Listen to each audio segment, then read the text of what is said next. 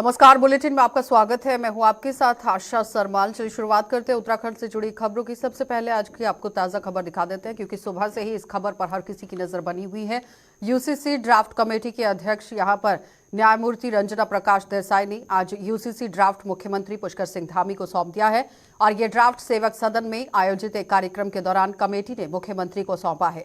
Draft में कानून को सख्त करने पर जोर दिया गया और ड्राफ्ट में 400 से भी ज्यादा धाराओं का उल्लेख किया गया है। तो ड्राफ्ट को पूरा करने में कमेटी को 20 महीने का समय लगेगा। इस अवसर पर उत्तराखंड की मुख्य सचिव जो कि राधा रतूड़ी हैं, वो भी मौजूद रहीं और मुख्यमंत्री ने इसके लिए कमेटी का आभार जताते हुए कहा कि उन्होंने जो प्रदेश की जनता के साथ वादा किया था उसे पूरा करने जा रहे हैं। इस अवसर पर मुख्यमंत्री ने और क्या कुछ कहा है, जरा देख लीजिए।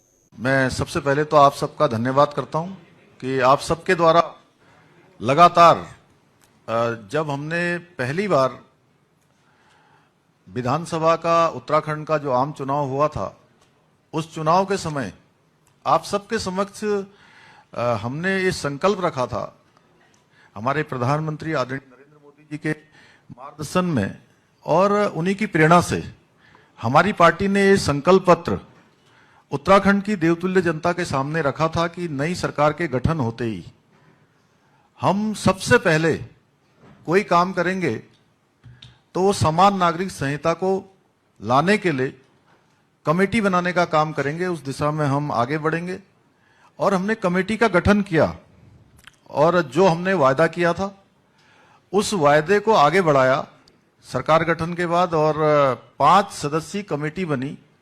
सेवानिवृत्त जस्टिस रंजना प्रकाश देसाई जी की अध्यक्षता में, जिसमें सिक्किम के मुख्य न्यायाधीश प्रमोद कोहली जी, हमारे राज्य के मुख्य सचिव रहे श्री शत्रुघ्न सिंह जी, प्रोफेसर सुरेखा डंगवाल जी दून विश्वविद्यालय की कुलपति और श्री मनु गौड़ जी समाजसेवी, इन 5 लोगों की कमेटी ने इस ड्राफ्ट को बनाने का काम किया है। और ये कमेटी फॉर्म होने के बाद इस कमेटी ने 2 और उप समितियां बनाई।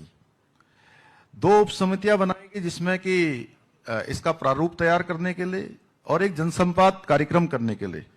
और पहली जो बैठक हुई, हमने उत्तराखंड के सुदूरवर्ती क्षेत्र, जिसको पहले उत्तराखंड का क्या देश का अंतिम गांव कहा जाता था, हमारे प्रधानमंत्री जी ने उस गांव को प्रथम गांव की संज्ञा दी माणा गांव।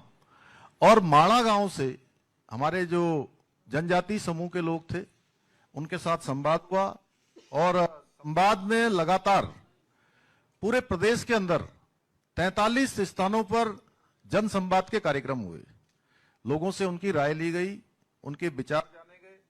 वेब पोर्टल लॉन्च किया गया और वेब पोर्टल में 2,33,000 लोगों ने अपने विचार दिए और प्रदेश के लगभग 10% परिवारों का इसमें कहीं ना कहीं उनके विचार सम्मिलित हो गए। और ये देश का पहला ऐसा काम है समान नागरिक संहिता का, जिसके लिए इतनी बड़ी संख्या में, ये पहला उदाहरण है कि 10% लोगों ने प्रदेश के अंदर अपनी राय इस पर रखी है। और उनकी राय के आधार पर ने अभी तक 72 बैठकें पूरी की हैं और आज उन्होंने हमको अपनी रिपोर्ट दे दी है। और मैं विशेषकर से, चूंकि समिति में रंजना प्रकाश देसाई जी की अध्यक्षता में जो समिति है, वो समिति हमारी बहुत विद्वान लोगों की समिति है और उन्होंने बहुत इस पर परिश्रम किया। अनेकों स्थानों पर गए, दिल्ली के अंदर भी उन्होंने जनसंवाद के कार्यक्रम किए और सब विद्वान लोगों के विचार उन्होंने संकलित किए हैं और आज हमको इन्होंने ड्राफ्ट सौंप दिया है। मैं समिति का दिल से धन्यवाद करता हूं।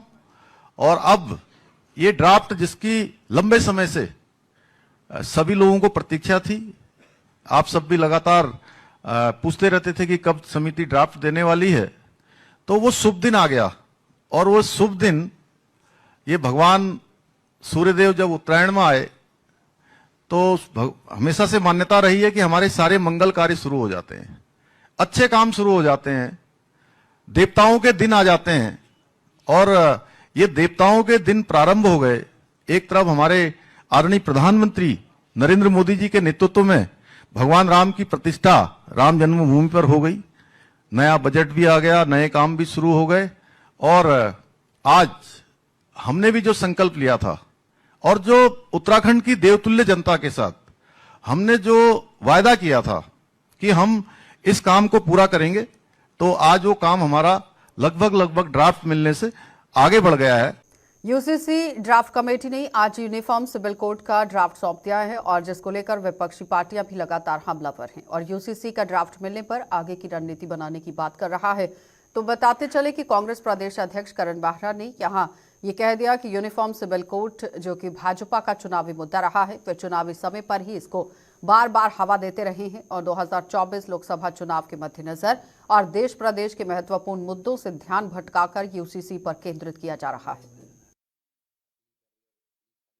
और भाजपा के दिमाग में इस समय जो जितने बड़े मुद्दे उनको दबाने के लिए और कुछ है नहीं, चाहे केदारनाथ में सोने की चोरी देख लीजिए, यूसीसी देख लीजिए, नहीं ये SSC भर्ती घोटाला देख लीजिए, पटवारी पेपर लीक, अंकिता बंडल केस, शराब नीति, खनन नीति, ये सारी ऐसी चीजें हैं जिसमें बीजेपी को बैकफुट में आना पड़ा। मंत्रियों के कार्यों की सीबीआई जांच के निर्देश हाईकोर्ट दे रही है और सरकार जो है सुप्रीम कोर्ट में अपील कर रही है और अपील खारिज हो रही। तो ये सारे ऐसे विषय हैं जिसमें बीजेपी को सेटबैक है और सब चीज को ढकने के लिए एक उनका फिर से प्रयास है, हर बार चुनाव से पहले होता है।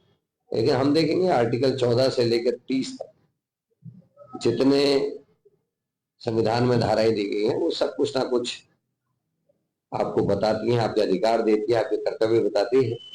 उनका कितना उल्लंघन इसमें हो रहा है या होगा वो देखने वाली चीज होगी। और जो अधिकार हमारे ST SC OBC माइनॉरिटी हमारे जनजाति लोगों के अतिक्रमण हो रहे हैं या नहीं हो रहे, ये भी देखने वाली बात है, क्योंकि अभी जब तक ड्राफ्ट सामने नहीं आता उसको कुछ भी कहना। और भाजपा के प्रदेश प्रभारी दुष्यंत कुमार गौतम के बयान को लेकर प्रदेश कांग्रेस में भारी रोष देखा गया है। भाजपा प्रभारी के ही यहां पर बयान को लेकर विकासनगर में कांग्रेस को पछुआ धुन और जिला अध्यक्ष लक्ष्मी कपरवान अग्रवाल के नेतृत्व में कांग्रेस कार्यकर्ताओं ने प्रदर्शन किया और भाजपा प्रभारी का पुतला भी दहन किया। देखिए, आज हमने भाजपा के प्रभारी दुष्यंत गौतम है जो अपनी बदजुबानी के लिए प्रसिद्ध है, उनका यहाँ पे पुतला दहन किया है जिस तरह से। और मुझे ये लगता है कि भाजपा में होड़ सी लगी हुई है कि जो जितनी गलत भाषा बोल सकता है, जो जितनी बदजुबानी बोल सकता है, उसको उतना ही बड़ा पद दिया जाता है। रमेश विदोड़ी जी और तमाम और नेता इसके उदाहरण है कि उन्होंने संसद में जो जिस तरह से गलत बयानबाजी की, उसके बाद उनको प्रभारी बना दिया गया, उसको उतने ही बड़े पद से नवाजा जाता है। और ये हो भी क्यों ना, जब इस देश का मुखिया संसद में एक महिलाओं की बेइज्जती सुपर्णका कहता है, किसी को 40 करोड़ की गर्लफ्रेंड कहता है, तो उनसे उस पार्टी से उम्मीद भी क्या की जा सकती है। लेकिन इस तरह की जिस तरह से उन्होंने इंडिया गठबंधन पे आज बयानबाजी करी है, दुष्यंत गौतम जी ने कल बयानबाजी करी, ये दर्शाता है कि भाजपा के जो नेता हैं, जो उनके लोग हैं, उनकी सोच कैसी है, वो कितनी गलत सोच के साथ ये एक लोकतंत्र के लिए खतरा है ऐसे लोग। और निश्चित रूप से जनता को इनको सबक सिखाना चाहिए और मुझे लगता है ऐसा होगा भी। खटीमा विधानसभा क्षेत्र के यूपी सीमा से लगे हुए यहां हल्दीखेड़ा मझोला स्थित एक निजी फार्म में अवैध रूप से 80 सागौन के पेड़ काटने का मामला देखा गया है। इस घटना की सूचना मिलने के बाद उपजिलाधिकारी रविंद्र सिंह बिष्ट, तहसीलदार हिमांशु जोशी, राजस्व विभाग की टीम के साथ मौके पर पहुंचे हैं और घटना का निरीक्षण किया गया। इस दौरान एसडीएम द्वारा यहां काटे गए सागौन के पेड़ों की लकड़ी को जब्त किया गया। उपजिलाधिकारी रविंद्र बिष्ट ने कहा कि यहां हल्दीखेड़ा में स्थित निजी फार्म में जो कैंपस है उसमें परमिशन की आड़ में सागौन के 80 पेड़ों का जो ठेका है उसके द्वारा यहां पर देखिए ठेकेदार द्वारा ही कटान किया गया है, जबकि 30 पेड़ों के कटान की परमिशन ली गई थी, जिन्होंने कहा कि फार्म के मालिक पर भी कानूनी कार्रवाई की जानी चाहिए। इस सागवान पेड़ की कटान की परमिशन ली गई थी, किंतु उनके द्वारा 80 पेड़ों का कटान कर दिया गया था। तो हमें सूचना मिली तो हमने मौके में उसका निरीक्षण किया और पाया गया कि वास्तव में वहाँ पर जितना सैंक्शनड है उससे ज़्यादा उन्होंने पेड़ का कटान कर दिया है। लिहाजा हमने वहाँ पर पूरा निरीक्षण किया। 419 गिल्टे हमने प्राप्त किए वहाँ पर सागवान के कटे हुए, और वहाँ का जो मालिक है, फैक्ट्री मालिक है, उसी को हमने उसकी सुपुर्दगी दी है। साथ ही हमने फॉरेस्ट डिपार्टमेंट को कहा कि इसका आगणन करके हमें प्रस्तुत करें। अभी तक उनकी कोई रिपोर्ट नहीं है, जैसे कोई रिपोर्ट आती है तो हम उसके अग्रिम कार्रवाई करेंगे। ये राजस्व क्षेत्र के अंतर्गत का मामला है। हल्दीखेड़ा क्षेत्र है, मझोला से लगा हुआ हमारा। तो वहाँ पर एक फैक्ट्री के अंदर हमने देखा कि कुछ पेड़ों का अवैध पातन वहाँ पर हुआ था। कुछ पेड़ों की परमिशन उनको प्रदान की गई थी विभाग के द्वारा, लेकिन उसके आड़ में उन्होंने ज़्यादा हरे पेड़ों का वहाँ पर पातन किया था। तो इसके उपरांत हमारे द्वारा वहाँ पर S2 केस दर्ज कर लिया गया है और इस केस की जो विवेचना है वो गतिमान है वन क्षेत्राधिकारी स्तर पर। तो अभी हम लोग इसकी विवेचना कर रहे हैं कि इसके क्या क्या कारण रहे, किन परिस्थितियों में इस प्रकार का अवैध कटान किया गया और नियमानुसार उसमें आगे क्या कार्रवाई की जानी है। जैसे इसके बारे में कुछ विवेचना में कुछ इसका रिजल्ट हमको प्राप्त होता है तो उससे आपको अवगत करा दिया जाएगा। जो वहाँ का जो मालिक है, फैक्ट्री का जो मालिक है जिसके अधीन क्षेत्र में ये पेड़ आते थे, जिसकी ज़मीन पर ये पेड़ लगे हुए थे, इसके साथ साथ उसके 2 सह अभियुक्त भी हमने इस केस में बना रखे हैं जिन पे इस संबंध में आगे कार्रवाई की जानी है। ये पूरा प्रकाष्ठ जो भी पातित हुआ है ये अभी हमारी सुपुर्दगी में है और केस की विवेचना होने के उपरांत ही इस पर निर्णय लिया जाएगा। लंबे इंतजार के बाद पहाड़ों की रानी मसूरी ने बर्फ की सफेद चादर ओढ़ ली है। जहां प्रकृति की अद्भुत छटा देखने को मिल रही है, तो वहीं लगभग 4 महीने से बारिश बर्फबारी के इंतजार में विभिन्न बीमारियों के साथ ही काश्तकारों पर भी सूखे का खतरा अब बढ़ने लगा था। लेकिन बर्फबारी के चलते अब मसूरी और आसपास के सभी क्षेत्रों में रहने वाले लोगों के चेहरों पर रौनक दिखाई देने लगी है। वहीं अब पर्यटकों का भी मसूरी की ओर काफी रुझान देखा गया। भारी संख्या में पहुंचने की उम्मीद जताई जा रही है, जिससे होटल व्यवसायियों के साथ अन्य व्यापारी भी काफी खुश हैं। पता चला कि मसूरी में हल्की फुल्की बर्फ पड़ी है और आज हम लोग सुबह जल्दी आ गए थे और जैसे हम लोग मसूरी आए तो मसूरी पूरा बर्फ से ढका हुआ था और हर किसी की ख्वाहिश होती है कि मतलब बर्फ देखें और हम बहुत लकी हैं कि हम मसूरी आके यहाँ पे बर्फ देख रहे हैं, क्योंकि सबसे पास देहरादून सबसे ज़्यादा पास मसूरी है और मसूरी इतना प्यारा हिल स्टेशन है और यहाँ पर जब बर्फ़ पड़ती है वहाँ पर और भी ज़्यादा मज़ा आता है। और अभी हम यहाँ पे बहुत सारी फ़ोटोज़ खिंचा रहे हैं और बहुत मज़ा आ रहा है, मतलब स्नोफॉल के साथ हम बहुत ज़्यादा इंजॉय कर रहे हैं। कोई मैसेज देना चाहेंगे टूरिस्ट के लिए? मैं तो यही कहना, हम यहीं गोपेश्वर में ही जिला अस्पताल में हम इलाज उपलब्ध करा पाएंगे, बहुत सारे हम डायग्नोसिस हम करवा पाएंगे। तो इसके लिए मैं ICICI बैंक फाउंडेशन का धन्यवाद देना चाहता हूँ। साथ ही साथ जिला चिकित्सालय को मैं बधाई देना चाहता हूँ और मैं शुभकामनाएं देना चाहता हूँ कि हम ऐसे ही जो स्वास्थ्य सुविधाएँ हैं वो हम सीमांत जनपद में दूर से दूर जो लोग रहते हैं, सीमांत क्षेत्रों में रहते हैं, उनको हम उपलब्ध करा पाएँ। साथ ही साथ एक और इनके द्वारा पहल शुरू की गई है, जो लैब टेस्ट होते हैं वो पहले मैन्युअली रिज़ल्ट हम सभी जो लोग अपना चेक कराने आते थे उनको देते थे, तो उनका एक IT एनेबल्ड कैसे हम डायरेक्टली SMS करके हम जो जिन्होंने टेस्ट कराए हैं उनको हम प्रेषित कर सकें, उसका भी उन्होंने एक पहल शुरू करी है। निश्चित तौर पर ये एक E-गवर्नेंस की तरफ एक अच्छा कदम है और इससे जो पेशेंट्स हैं जो तरह तरह के यहाँ पर टेस्ट कराते हैं उनको इससे लाभ होगा। सभा सत्र 5 से 8 फरवरी तक आहूत किया जाएगा। उत्तराखंड सरकार की ओर से समान नागरिक संहिता बिल 6 फरवरी को विधानसभा में पेश किया जाएगा और सत्र से पहले विधानसभा अध्यक्ष यहां ऋतु खंडूरी भूषण की अध्यक्षता में कार्य मंत्रणा की जो बैठक है वो हुई है और बैठक में सदन संचालित करने के लिए एजेंडा तय किया गया है। तो सत्र के पहले दिन विधानसभा सदस्य के निधन पर शोक व्यक्त किया जाएगा, जिससे सदन में अन्य विधायी कार्य नहीं होंगे। और वहीं कांग्रेस के उप नेता प्रतिपक्ष भुवन कापड़ी ने कहा कि विधानसभा संचालन का जो समय है उसे बढ़ा दिया जाए। विधानसभा संचालन नियमावली कहती है कि 1 साल में 60 दिनों तक सत्र चलना चाहिए और सरकार के जो हालात हैं ये वो साफ तौर पर बयां कर रहे हैं कि वे 5 साल में भी 60 दिनों का सत्र संचालित नहीं कर सकते हैं और अगर सत्र लंबा होगा तब भी कई मुद्दे यहाँ पर उठाए जाएंगे, कई तरह की बातें सामने आएंगी और अभी राज्य में अनेकों मुद्दे शिक्षा, चिकित्सा, भ्रष्टाचार संबंधी कई देखने को मिल रहे हैं, जैसे सत्र में उठाया जा सकता है, लेकिन अब अभाव के कारण इन सभी मुद्दों पर गंभीर चर्चाएं नहीं हो पाती हैं। देखिए, कांग्रेस हर बार ये चाहती है कि पहले तो विधानसभा सत्र की जो समय सीमा है वो बढ़ाई जाए। हमारा जो विधानसभा संचालन नियमावली है उस नियमावली ये कहती है कि 1 साल में कम से कम 60 दिन सत्र चलना चाहिए और सरकार के हाल ये है कि वो 5 साल में भी 60 दिन को चलाने के तैयार नहीं है। अगर सत्र लंबा चलेगा तो जन समस्याएं उठेंगी, इनका समाधान सरकार करेगी और जनता का हित होगा, लेकिन सरकार नहीं कहीं भी जनता की समस्याओं का समाधान करने के हित में नहीं दिखती। विधानसभा सत्र में शिक्षा, स्वास्थ्य, महंगाई, बेरोजगारी, भ्रष्टाचार, कानून व्यवस्था, किसानों के लिए जो है ऋण माफी की जो बात कही थी, इन सब मुद्दों पर और भी बहुत सारे मुद्दे हैं। और लोग भी अलग अलग जंगली जानवरों से जो नुकसान मानव का हो रहा है आज पूरे प्रदेश में, इन सब चीजों पर। हल्द्वानी में यहाँ नजूल की जमीनों को अतिक्रमण मुक्त करने पर यहाँ नगर निगम का अभियान किस तरह से देखा गया है। नगर आयुक्त की तरफ से यहाँ पर अभियान जो है वो चलाया गया है। मुख्य नगर आयुक्त जो कि पंकज उपाध्याय हैं, सिटी मजिस्ट्रेट ऋचा सिंह ने जवाहर नगर क्षेत्र में टीम के साथ पहुंचकर जैम फैक्ट्री की 2 एकड़ से भी ज्यादा जमीन को कब्जा मुक्त करा दिया।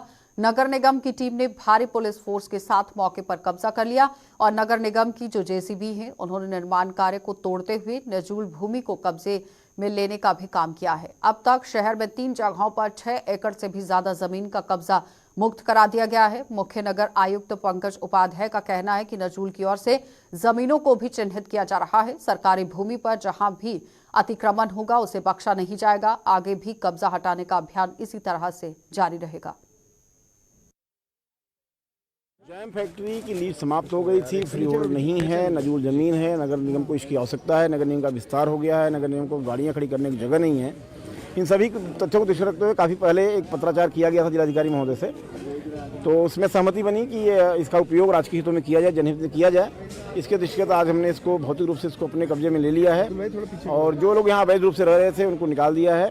1-2 महिलाएं यहाँ पर रह रही थी, उन्होंने रिक्वेस्ट किया, उनको रहने की जगह नहीं है, तो हमने अगले 5 दिनों तक उनको रहने की व्यवस्था दे रहे हैं और अभी तारबाड़ करके इसको कब्जे में लेकर तत्काल इसमें पार्किंग व्यवस्था सुनिश्चित कर रहे हैं। कितनी जमीन थी और किसके कब्जे में? 3 एकड़ के लगभग जमीन लीज पर दी गई थी। भौतिक रूप से अभी यहाँ कुछ कम दिखाई पड़ रही है। मुझे ऐसा लगता है कि कुछ अतिक्रमण करके यहाँ पर मकान बन गए हैं, उस पर अभी हम कोई कार्रवाई नहीं कर रहे हैं, लेकिन जैम फैक्ट्री का जो एरिया रिक्त था उसको हमने अपने कब्जे में ले लिया। सर अभी तक तत्काल रूप से नगर निगम की गाड़ियों को रखने के लिए पार्किंग के रूप में इस्तेमाल करेंगे। सर अभी तक कितनी, क्योंकि बहुत कार्रवाइयाँ पिछले 3-4 दिनों के भीतर देखने को मिल रहे हैं, तो कितनी जमीन निगम के कब्जे में ले ली है जो सरकारी ले? बनभूलपुरा में लगभग 1.5 एकड़ है और ये टनकपुर रोड पर जो लगभग 2 एकड़ है और ये भी अभी मुझे लगता है कि 1.25-2 एकड़ के आसपास ये भी है।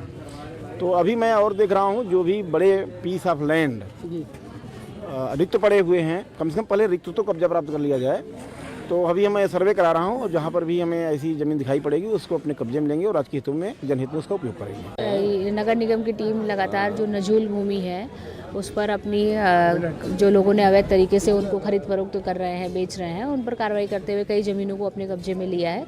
ऐसे ही आज ये जैम फैक्ट्री के नाम से इस नजूल भूमि पर नगर निगम ने अपना कब्जा लिया है और कुछ लोग जो अनाधिकृत रूप से यहाँ पर रह रहे थे उनको यहाँ से बाहर जाने के लिए कहा गया है और यदि उनके लिए व्यवस्था नहीं है तो उसकी व्यवस्था के लिए जो रैन बसेरा है उसमें व्यवस्था भी करा दी गई है। मैडम पिछले 2-3 दिन में जो कार्रवाई हुई है, किसकी जमीन कब्जों में थी, कैसी जमीनें हैं? देखिए लगभग काफ़ी ज़मीन इसमें से खाली पड़ी हुई थी, लेकिन ये सूचना है कि स्टाम्प पर इन ज़मीनों को खरीदा बेचा जा रहा है। वो लोग अभी सामने नहीं आए हैं। जो लोग भी सरकारी ज़मीन को खुर्द-बुर्द कर रहे हैं वो अगर स्टाम्प लेकर सामने आते तो उन पर भी कड़ी कार्रवाई की जाती, पर अभी ऐसा कोई लोग सामने नहीं आ रहे हैं और ये ज़मीनें, सूचना यही है कि इनको खरीदा बेचा जा रहा था। बिल्कुल ये जांच का विषय है और इस पर जांच भी की जा रही है। ऐसे कुछ स्टाम्प भी सामने आए हैं और उन पर निश्चित ही कड़ी कार्रवाई की जाएगी। ठीक है। तो आगामी लोकसभा का चुनावी बिगुल बज चुका है और तमाम राजनीतिक पार्टियां चुनाव की तैयारियों में जुट गई हैं। इस क्रम में भाजपा सरकार द्वारा अल्पसंख्यक स्नेह संवाद यात्रा का आयोजन किया गया। ये यात्रा कुमाऊं मंडल से होकर जनपद उधम सिंह नगर की जसपुर पहुंचेगी और बताते चले कि जहां भाजपा कार्यकर्ताओं ने यात्रा का जोरदार स्वागत भी किया है।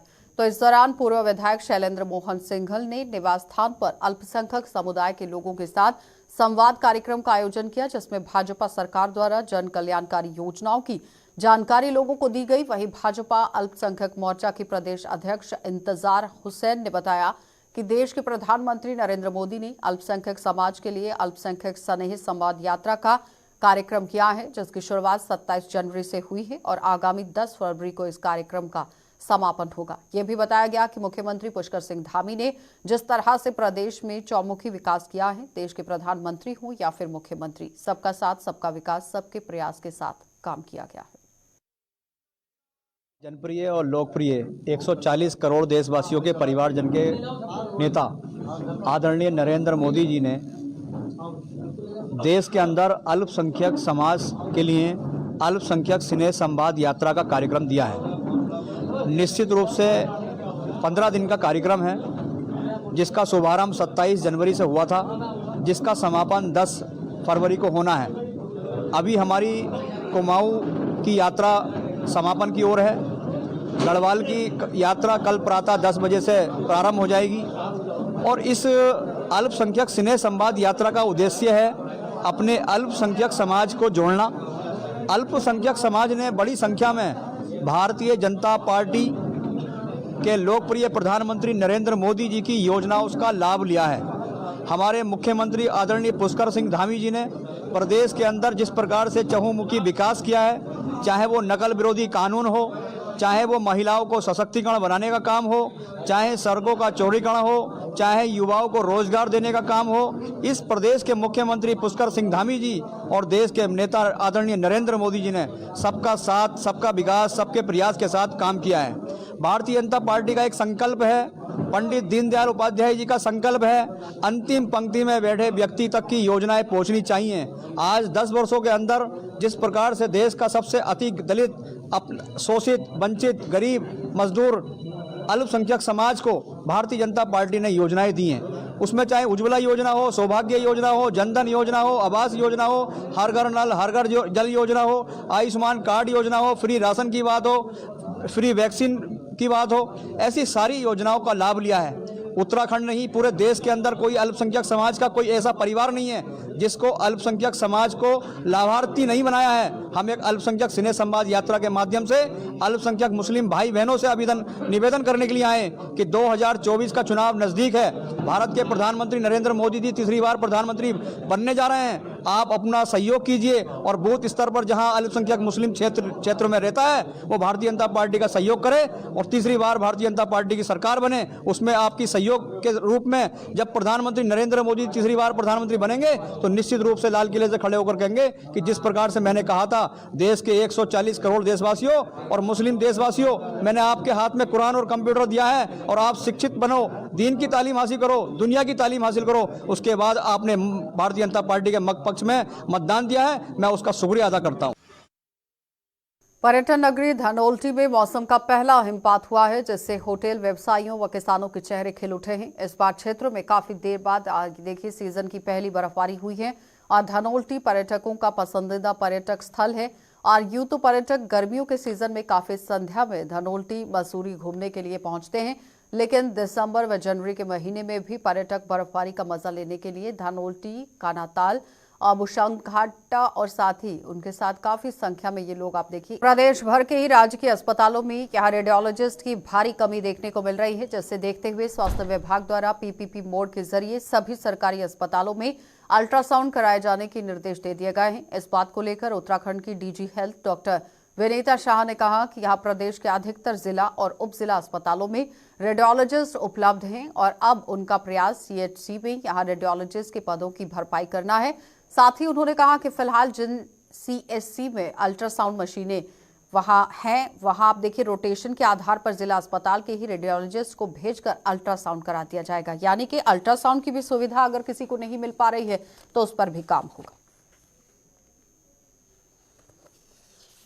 स्टेट में भी कमी है, लेकिन हमारे अभी सभी डिस्ट्रिक्ट हॉस्पिटल्स और मैक्सिमम सब डिस्ट्रिक्ट हॉस्पिटल में रेडियोलॉजिस्ट हैं।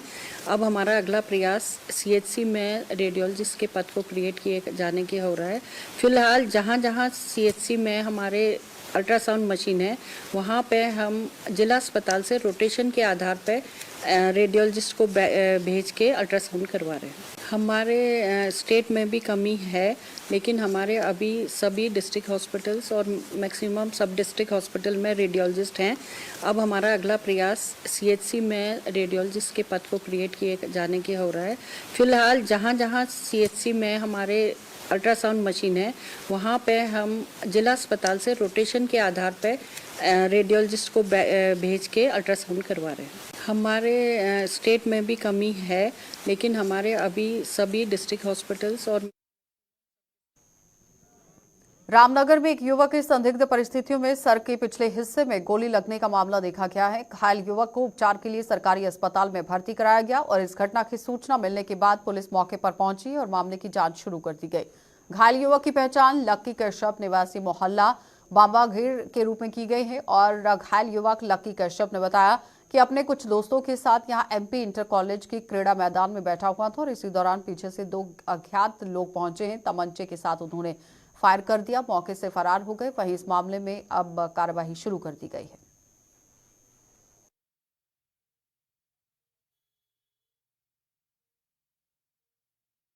मेरा नाम लकी कश्यप। मैं बस अभी थोड़ी देर पहले अपने घर से निकला था। मैं फील्ड में आकर बैठा, अभी ऐसी धूप निकली थी, फील्ड में आके गेम खेल रहा था। पीछे से हम 4-5 जने गेम खेल रहे थे, एमपी के फील्ड में गेम खेल रहे थे। अच्छा। और पीछे से 2 जने आते हैं और एकदम मेरे सर पे फायर मार दिया और मैं पीछे जितने में मुड़ा कोई नहीं दिखा मेरे को, सब भागते नजर आए थे। 2 जने थे, वो जैकेट पहनने की थी 2 जनों ने, बस इतना ही देखा मैंने। तो एमपी फील्ड की घटना है? हाँ, एमपी फील्ड की घटना है। अच्छा, किससे मारा? वो सामान था कोई गोल्डन कलर का। अच्छा, कहाँ पे लगी?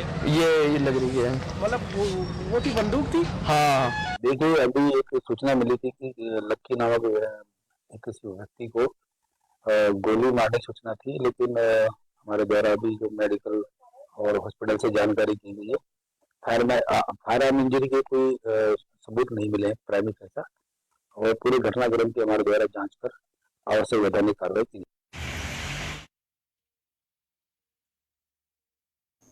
चलिए, बुलेटिन में फिलहाल इतना ही। आप बने रहिए गुलिस्तान न्यूज के साथ।